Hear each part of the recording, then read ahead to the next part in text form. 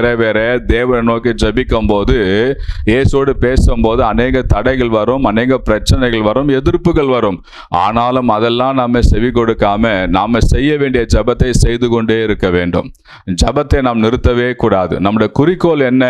அதை அடைகிற வரையிலும் நாம் இயேசுவை நோக்கி கூப்பிட்டு கொண்டே இருக்க வேண்டும், ஜெபித்து கொண்டு இருக்க வேண்டும். என்ன தடைகள், என்ன சூழ்நிலை வந்து ஜெபத்தை நிறுத்தும்படியாக வந்தாலும் ஜெபத்தை நிறுத்தக்கூடாது. ஏன்னா என் குறிக்கோள் நிறைவேறணும். இந்த 10 குருடன் அநேகர் அதிட்ட உடனே அவன் அமைதி ஆயிட்டு இருந்தானா அவனுடைய குறிக்கோள் நிறைவேறி இருக்காது. கர்த்தர் நாமத்துக்கு ஸ்தோத்திரம்.